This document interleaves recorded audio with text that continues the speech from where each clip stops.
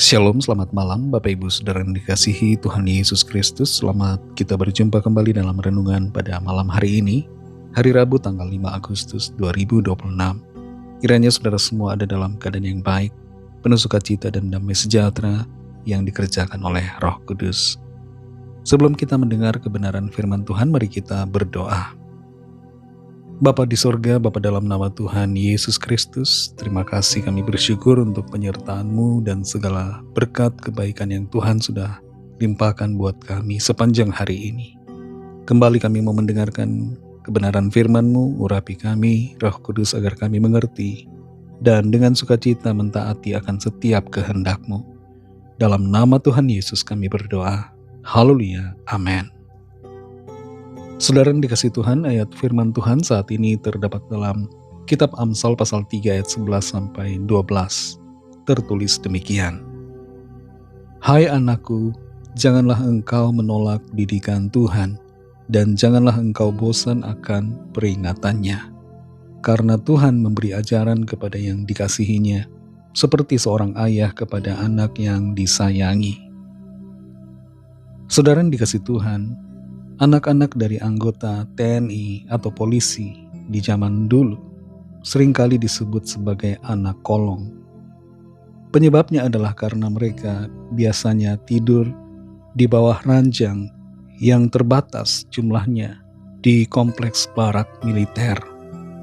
Karena terbatasnya ruang dan terbatasnya dipan tempat tidur, serta banyaknya anggota keluarga, anak-anak tentara harus tidur di bawah kolong tempat tidur orang tua mereka. Tapi yang luar biasa, umumnya anak-anak tentara menjadi orang-orang yang disiplin, independen, dan tahan banting dalam segala situasi. Kita perhatikan dalam Amsal 3 ayat 11-12 ini. Hai anakku, janganlah engkau menolak didikan Tuhan, dan janganlah engkau bosan akan peringatannya, karena Tuhan memberi ajaran kepada yang dikasihinya, seperti seorang ayah kepada anak yang disayangi. Ada dua reaksi yang negatif dari kita manusia ketika mengalami masa-masa didikan Tuhan, yaitu pertama menolak, memberontak terhadap didikan Tuhan, ajaran Tuhan, mengeraskan hati. Dan yang kedua adalah bosan atau tawar hati, tidak lagi menyukai dan tidak bersemangat mendengarkan atau menerima didikan Tuhan. Padahal didikan Tuhan itu bermaksud baik, bukan untuk menghancurkan, tapi bertujuan untuk membangun, memperbaiki dan memulihkan. Didikan Tuhan ada kalanya dilakukan melalui kesukaran, proses yang tidak enak, dan bahkan penderitaan. Semua itu bukan bertujuan untuk menghancurkan, tapi untuk mendewasakan. Setiap tindakan, didikan, dan disiplin dari Tuhan membentuk kita menjadi semakin baik dalam pandangan matanya. Ada dua hal di sini disebutkan, yaitu didikan Tuhan dan peringatan Tuhan. Didikan berarti bimbingan, pelatihan dari Tuhan. Sedangkan peringatan merupakan koreksi, teguran yang bertujuan agar kita tidak menyimpang.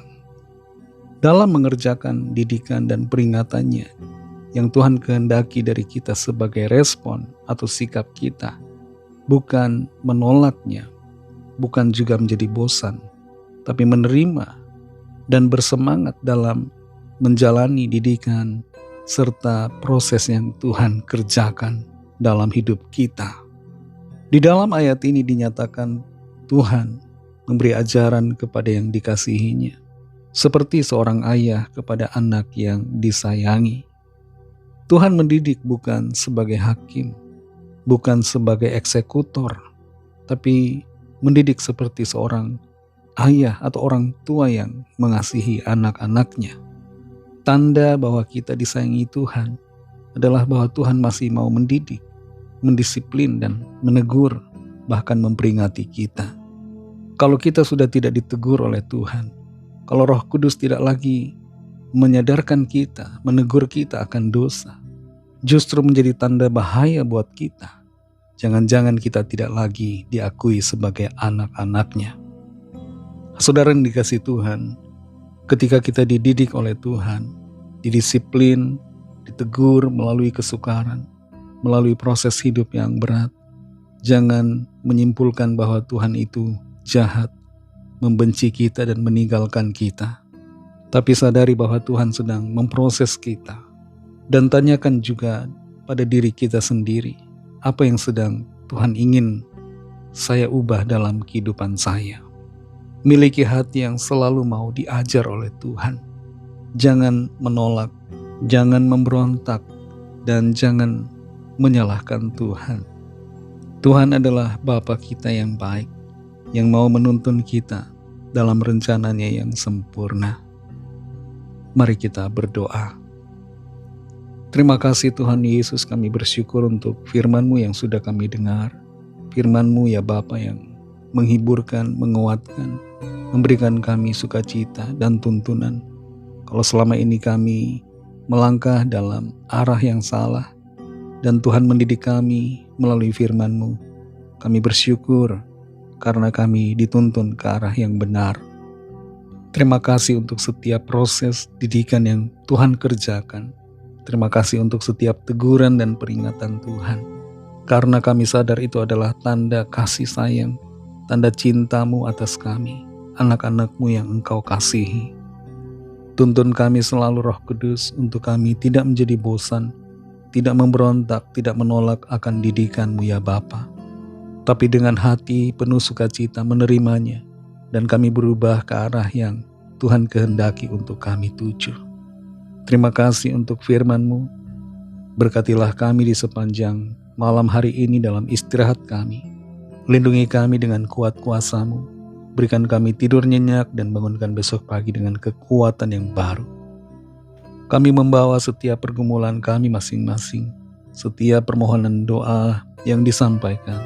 Lawatlah ya Tuhan, seturut dengan kuasa kemurahan-Mu. Kerjakanlah kesembuhan, pemulihan, pertolongan-Mu yang ajaib atas kami. Kami percaya Tuhan menjawab setiap permohonan doa kami. Tuhan mengerjakan mujizat-Mu bagi kami.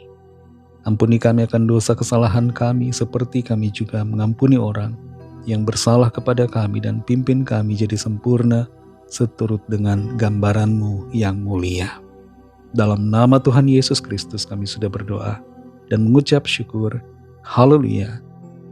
Terimalah berkat Tuhan. Tuhan memberkati engkau dan melindungi engkau. Tuhan menyinari engkau dengan wajah-Nya dan memberikan kasih karunia. Tuhan menghadapkan wajah-Nya kepadamu dan memberikan damai sejahtera. Berkat dan anugerah Allah Bapa, kasih karunia dari Tuhan Yesus Kristus, dalam persekutuan dengan Roh Kudus, menyertai saudara semua, sekarang ini dan sampai Maranatha, Tuhan Yesus datang kembali, dan bahkan sampai selama-lamanya. Dalam berkat nama Tuhan Yesus Kristus, haleluya, amin. Puji Tuhan, saudara yang dikasihi Tuhan. Tuhan Yesus memberkati saudara semua. Selamat malam, selamat beristirahat, dan sampai jumpa dalam renungan yang berikutnya. Haleluya.